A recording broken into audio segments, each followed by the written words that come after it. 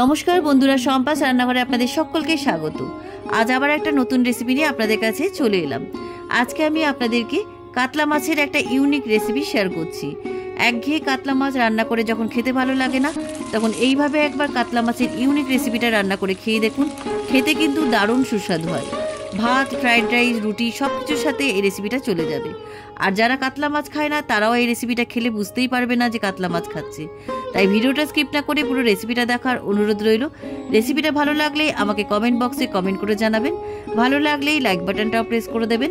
আর আপনাদের বন্ধুদের মধ্যে আমার ভিডিওটাকে শেয়ার করে দেবেন। আর আমার নতুন বন্ধুদের কাছে অনুরোধ, আমার চ্যানেলটাকে সাবস্ক্রাইব করে পাশে থাকবেন। আর আমার চ্যানেলে নতুন নতুন রেসিপি দেখার জন্য পাশে থাকা ছোট্ট বেল আইকনটাও প্রেস করে দেবেন। চলুন আর কথা না বাড়ি, কিভাবে আজকে কাতলা মাছের এই ইউনিক রেসিপিটা বানাবেন রেসিপিটা দেখে নেওয়া যাক। কাতলা মাছের এই ইউনিক রেসিপিটার জন্য আমি এখানে 500 গ্রাম কাতলা মাছের পেটি নিয়েছি। মাছের পিসগুলোকে একটু ছোট ছোট করে কেটে নিয়েছি। মাছগুলোকে খুব ভালো করে ধুয়েও নিয়েছি। এবার এই মাছগুলোকে আমি ম্যারিনেট করে রাখবো। প্রথমেই দিয়ে দিচ্ছি আমি হাফ চামচ লবণ। এবার আমি এর মধ্যে দিয়ে দিচ্ছি হাফ চামচ হলুদ গুঁড়ো।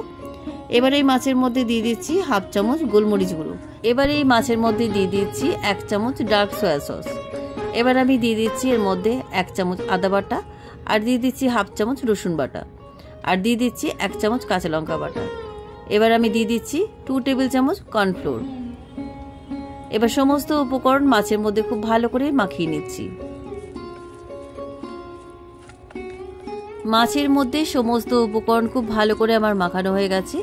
এবার এই মাছগুলোকে আমি 10 মিনিট ম্যারিনেট করে রেখে দিচ্ছি। মাছের প্লেটটাকে সাইডে রেখে দিয়ে এবার আমি কিছু সবজি কেটে নিচ্ছি। এখানে আমি একটা বড় ক্যাপসিকাম নিয়েছি। এবার ক্যাপসিকামটাকে আমি চৌকো চৌকো করে কেটে নিয়েছি। যেমন আমরা চিলি চিকেনে কাটি, সেইভাবে আমি শেপ করে চৌকো চৌকো করে ক্যাপসিকামটা কেটে নিচ্ছি।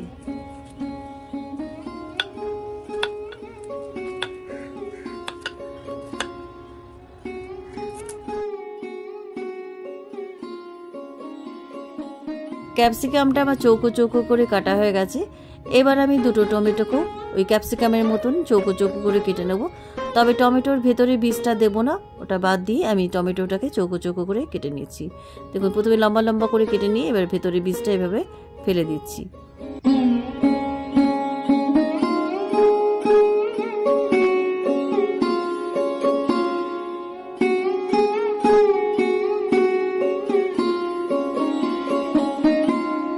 টমেটোর ভেতরের বীজগুলোকে ফেলে দিয়ে টমেটো দুটোকেও আমি চৌকো চৌকো করে কেটে নিয়েছি। এবার আমি 2টো পেঁয়াজ নিলাম। পেঁয়াজের খোসা ছাড়িয়ে কেটে নিয়ে পেঁয়াজের ভেতরের পাপড়িগুলোকে ছাড়িয়ে নিচ্ছি।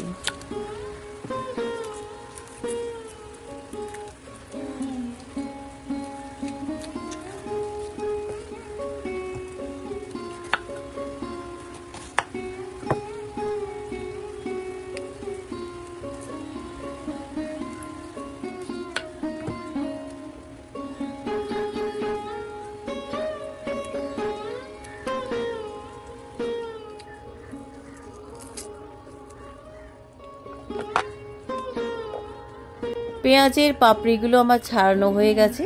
এবার আমি কয়েকটা কাঁচা লঙ্কাকেও কেটে রাখছি। কাঁচা লঙ্কাগুলো আমার কাটা হয়ে গেছে।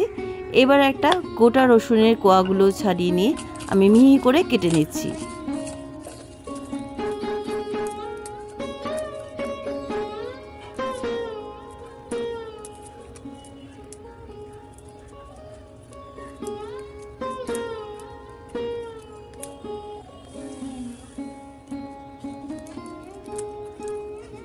রসুনের খোসাগুলো আমার ছাড়ানো হয়ে গেছে। এবার আমি রসুনগুলোকে আমি ছুরি দিয়ে খুব মিহি করে কেটে নিচ্ছি।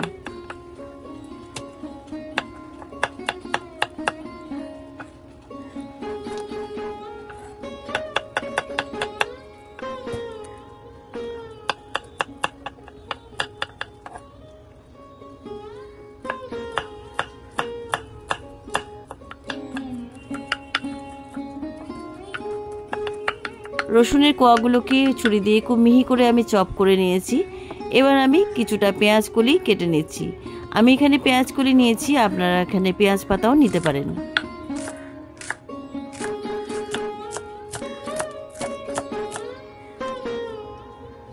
সমস্ত সবজিগুলো আমার কাটা হয়ে গেছে। এদিকে মাছগুলো আমার অনেকক্ষণ ম্যারিনেট করা ছিল। এবার এই মাছগুলোকে আমি ভেজে নেব। মাছগুলো ভাজার জন্য ইন্ডাকশানে একটা ফ্রাই প্যান বসিয়ে দিলাম। মাছ ভাজার জন্য ফ্রাই প্যানের মধ্যে আমি পরিমাণ মতো সাদা তেল দিয়ে দিচ্ছি। তেলটা গরম হয়ে গেছে। এবার এই মাছের পিসগুলো তেলের মধ্যে এক এক করে ছেড়ে দিয়ে আমি কড়া করে ভেজে নিচ্ছি।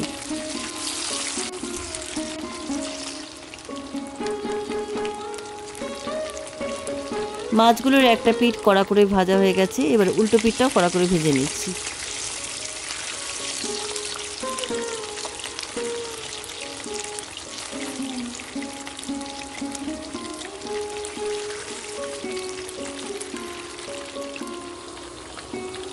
প্রথম ব্যাচে সবকটা মাছ আমার ভাজা হয়ে গেছে।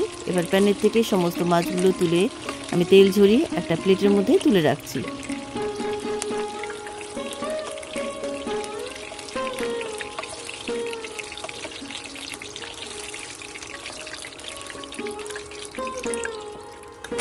বাকি মাছগুলো ওই তেলের মধ্যে ভেজে নিচ্ছি।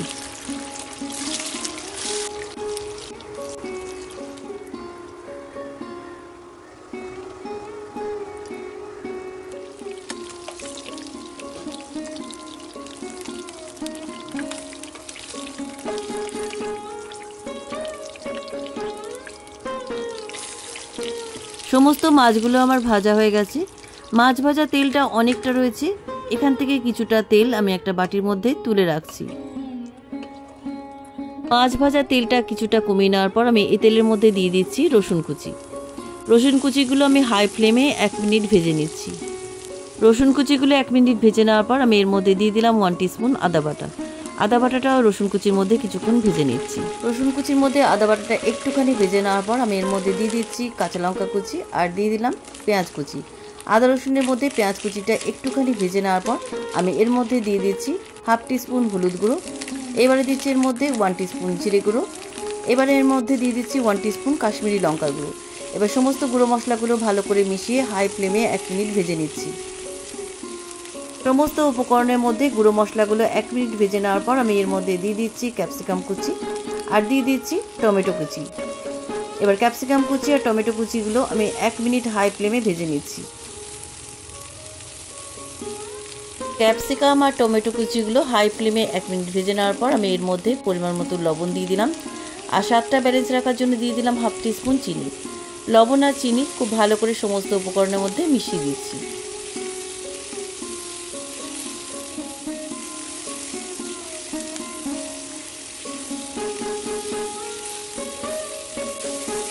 সমস্ত উপকরণের মধ্যে ক্যাপসিকাম কুচি আর টমেটো কুচিগুলো হাই ফ্লেমে 1 মিনিট ভেজে নেওয়ার পর আমি এর মধ্যে দিয়ে দিচ্ছি পরিমাণ মতো জল।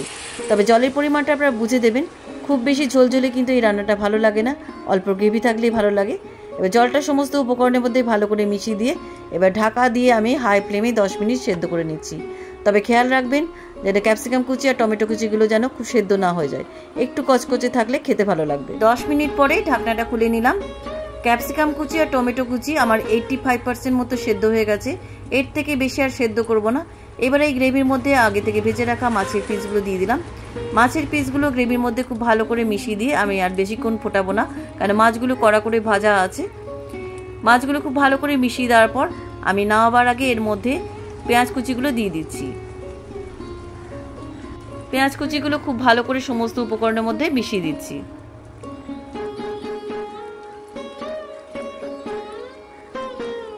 রান্নাটা আমার একেবারে কমপ্লিট। এবার ইন্ডাকশানে সুইচ অফ করে নামিয়ে নিচ্ছি। কেমন লাগলো আজকের এই কাতলা মাছের ইউনিক রেসিপি?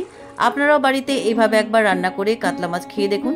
গরম ভাতের সাথেও খেতে পারবেন, আবার ফ্রাইড রাইস, পোলাও কিংবা আপনারা রুটির সাথেও খেতে পারবেন। সব কিছুর সাথে এই রান্নাটা চলে যাবে। রেসিপিটা কেমন লাগলো আমাকে কমেন্ট করে জানাতে ভুলবেন না। ভালো লাগলে লাইক বাটনটাও প্রেস করে দেবেন আর আপনাদের বন্ধুদের মধ্যে আমার ভিডিওটাকে শেয়ার করে দেবেন। আর আমার নতুন বন্ধুদের কাছে অনুরোধ, আমার চ্যানেলটাকে সাবস্ক্রাইব করে পাশে থাকবেন। আর আমার চ্যানেলে নতুন নতুন রেসিপি দেখার জন্য পাশে থাকা ছোট্ট বেল আইকনটাও প্রেস করে দেবেন। আজ তাহলে চলি, আবার একটা নতুন দিনের নতুন রেসিপি নিয়ে আপনাদের কাছে চলে আসব। সবাই ভালো থাকবেন, সুস্থ থাকবেন। ধন্যবাদ।